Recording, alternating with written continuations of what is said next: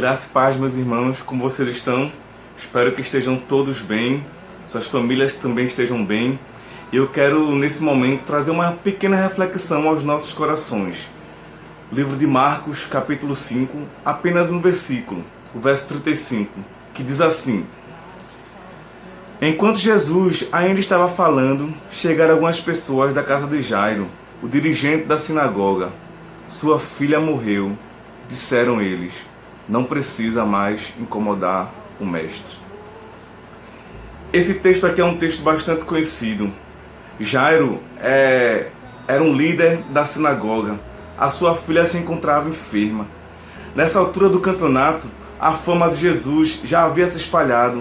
Jesus já havia operado grandes milagres, feito curas, sinais e maravilhas. E aí, Jairo, ele traçou um plano, um script, que se acontecesse da forma como ele havia traçado, tudo daria certo. Ele vai diante de Cristo, ele se ajoelha diante do Mestre e ele implora para que Jesus vá até a sua casa para curar a sua filha. Afinal de contas, o plano de Jairo estava dando certo, tudo estava fluindo de vento em popa. Jairo havia planejado como Jesus ia agir e tudo estava dando certo. Jesus, ele vai e segue em direção, rumo à casa de Jairo para curar sua filha. Não havia cenário melhor para Jairo. As coisas estavam acontecendo justamente como ele havia planejado. Mas no meio do caminho, uma mulher com fluxo de sangue, ela toca na orla de Jesus. E os irmãos conhecem muito bem a história. Jesus, ele cura aquela mulher. Mas imagine, meus irmãos, a cabeça de Jairo. Havia pressa.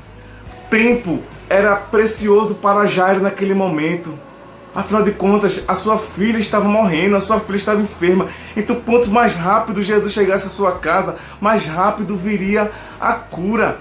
Aquela mulher não estava nos planos de Jairo, não estava no script. Jesus perder tempo com aquela mulher. Jairo não tinha programado isso. E aconteceu justamente o que Jairo temia. Alguns homens, depois que Jesus curou aquela mulher e seguia caminho, alguns homens disseram para Jairo: olha, a tua filha morreu, não incomodes mais o mestre.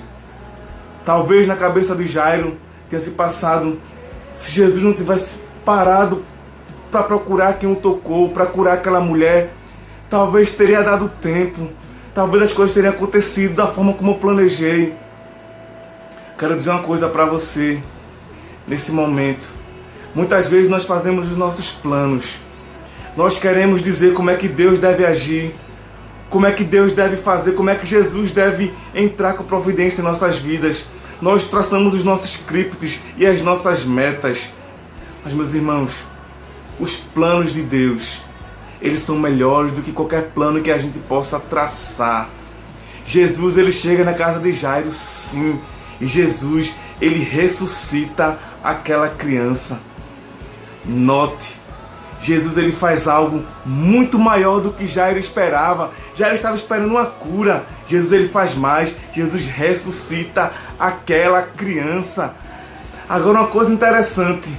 Aquela mulher no meio do caminho do fluxo de sangue, havia muitos anos que estava enferma. E Jesus curou aquela mulher. Aquela criança tinha acabado de morrer. E Jesus, ele ressuscita aquela criança. Jesus mostra que tem poder sobre a doença, mas também tem poder sobre a morte. Jesus aqui, ele mostra um pouco do que aconteceria lá na frente. Ele venceria a morte, ele ressuscitaria. O plano da redenção seria completo. Jesus venceria a morte. Aqui Jesus venceu a morte para mostrar que ele tinha o poder sobre todas as coisas. O poder da morte e o poder da vida estava sobre ele. E o seu plano foi perfeito. Os planos que eu traço e os planos que você traça muitas vezes podem fracassar. Mas descanse, porque os planos do Senhor é melhor do que os nossos planos. Por isso, descanse nessa certeza. Jesus está trabalhando e a seu tempo ele vai agir. Pode não ser da forma como eu queira ou como você queira. Pode não ser da forma como você planejou ou como você traçou. Mas saiba que a vontade de Deus, ela é boa, perfeita e agradável. E os seus planos são maiores do que os nossos planos. Por isso, Descanse nisso, descanse nessa certeza, para a glória do nome do Senhor. Um forte abraço, fique na paz.